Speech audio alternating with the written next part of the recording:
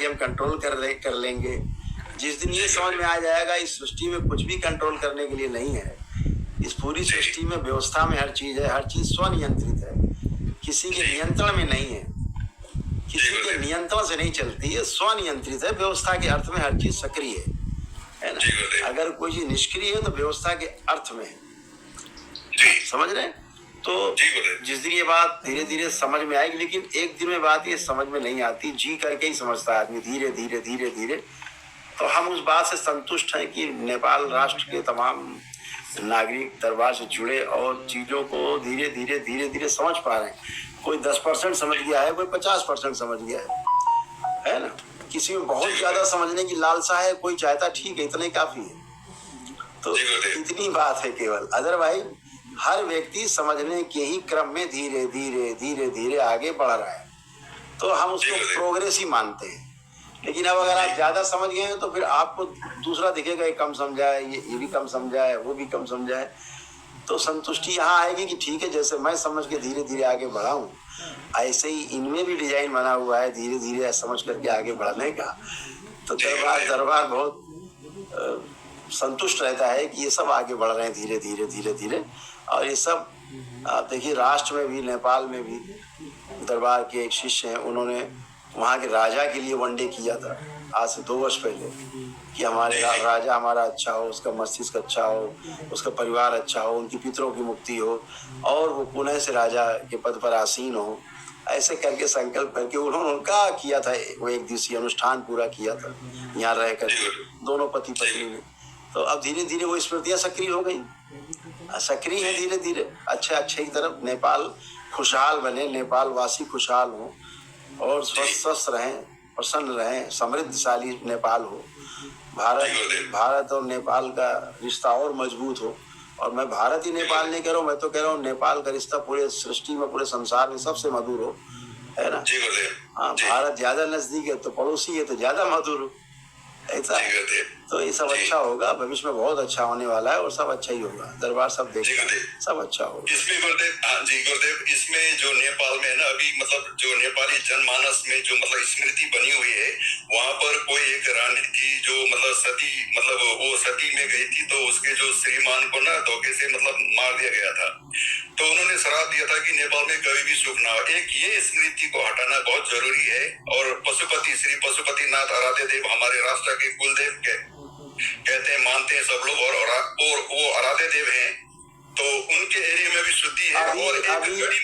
अभी क्या गड़बड़ हुआ है वहाँ, एक गड़बड़ी हुई है नेपाल राष्ट्र में। जिन्होंने नेपाल राष्ट्र का रास्ता खोला, जो नेपाल कहलाया, नेपाल बन पाया और नेपाल के लोग जो परंपरा में अच्छे से जी पाए, कुछ लोग उनको भुला दिए हैं। उनकी जगह गलत जगह पर शरण लेकर के गलत पूजा पाठ, तमाम बलि अली प्रथा से जुड़ के शुरू किया। गुरु गोरखनाथ ने नेपाल को बसाया, ठीक है, उनको लोग भूले जा रहे हैं। ये उनके संकट का मूल कारण है। नेपाल वासियों का संकट क्षण में नष्ट हो सकता है गुरु गोरखनाथ के प्रति आस्था, विश्वास और श्रद्धा से भर करके अगर प्रार्थना ही कर ले ठीक से, तो बहुत चीजें गंदगी अपने आप नष्ट हो जाती है, ठीक है ना। और इसीलिए वहाँ के सभी सिद्ध पीठ और सभी जितने सिद्ध स्थान है सब निष्क्रिय हो गए, क्योंकि सक्रिय होने के लिए आपकी भावनाएं तो चाहिए ना। तो फिर वही काम दरबार करता है। इसीलिए जब अभी जाना था नेपाल, तो मैं गया, मैं वहाँ गया गुरु गोरखनाथ जी के सब्सक्राइब करो स्थान पर।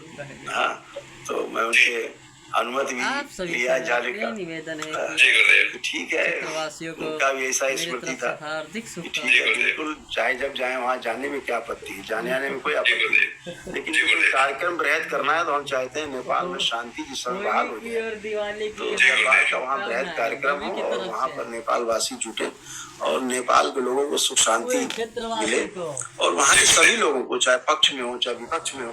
दरबार किसी के पक्ष या विपक्ष में नहीं है, दरबार तो केवल नेपाल वासियों के पक्ष में है। वो वहाँ कौन सरकार है कौन नहीं है इससे अपना कोई लेना देना नहीं। दरबार में जो वहाँ के लोग नेपाल वासी हैं, उनके जीवन में कैसे समृद्धि आए, सुख आए, उनको कैसे सम्मान मिले पूरे राष्ट्र में, राष्ट्र के बाहर भी। दरबार इसके लिए इस पक्ष में तो जी गुरुदेव। उसकी और ये कार्य दरबार माँ बाबा गुरुदेव आप ही कर सकते, और किसी के जो 108 ब्रह्मांड में जो 84 ब्रह्मांड अभी चल रहा है ना, इसमें किसी के पास औकात नहीं है और ऑथराइजेशन भी नहीं है। और दूसरी बात गुरुदेव, जो हमारे नेपाल के पूर्वांचल एरिया है जिसको कहते गढ़ीमाई कहते हैं, गढ़ीमाई में 5 साल में मेला लगता है, 5 साल में 15,000 से ज्यादा भैंसे कटे जाते हैं।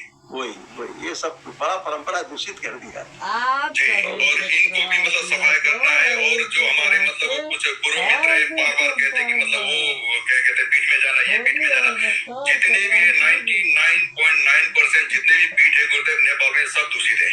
बिल्कुल बिल्कुल सही कह रहे हैं। अभी ध्रुव जी भी जो भी आपने मन में बात करी, ध्रुव जी भी कितना अपना जान जोखिम में डाल करके और किस तरह से लोगों को यूनाइट करना, एकजुट रखना, लोगों को नेपाल के राष्ट्र के कैसा विकास हो, कैसा सुंदर हो नेपाल हमारा, अच्छा हो, कितना प्रयासरत है। आप देखो ना 24 घंटा व्यस्तता रहती है, तो अपना सुख छोड़ के नेपाल के लोगों का सुख बढ़े, इसमें प्रयासरत है। तो दरबार तो साथ है, आप सबके साथ है, नेपाल के हमेशा साथ में खड़े हैं। और बहुत जल्दी नेपाल में सुख शांति आएगी और हम लोग फिर से वहाँ एक बड़ा कार्यक्रम करेंगे। जी। और गुरुदेव एक दीदी आई है, वो नेपाल के सुदूर पश्चिमांचल, अच्छा, जो नेपाल के जो सुदूर पश्चिमांचल है, बहुत विगत मतलब एरिया है, वहाँ की सांसद है, वो यहीं पर अभी दरबार में, और आपसे मिलना चाहती है। वो मतलब अभी मतलब उनका यहाँ मतलब वो दर्ता भी करवाए उन्होंने, उनको कुछ मतलब ये डॉक्यूमेंटेशन पूरा मतलब उन्होंने सबमिट किया हुआ है, लेकिन अभी गुमनाम में है। तो उन्होंने मेरे से बताई कल, तो उन्होंने कहा कि गुरुदेव जी से किसी तरीके से मिलना होगा, मुझे मतलब मिलना है उनसे, और कुछ मतलब बातें करनी है, और उनकी जो चिकित्सा हो मतलब ऑनलाइन वीडियो में ना, क्योंकि अभी मैं परसों दरबार में आ जाऊंगा और उनसे बोल देना, मैं उनसे एकांत में अकेले में व्हाट्सएप पे बात करूंगा, फिर आकर के बात करूंगा। ठीक है गुरुदेव। और वो यहीं पर है और वो एक्टिव है, और मैंने सब दरबार के विषय में समझाया, अभी भी मतलब उनको समझाना है एक जगह में रख के। गुरुदेव मैं भी 28 तारीख तक यहीं पर हूँ, यहाँ से मैं सीधा कतार जाऊंगा। ठीक है बेटा, मैं आके मिलता हूँ, आता हूँ। ठीक है गुरुदेव।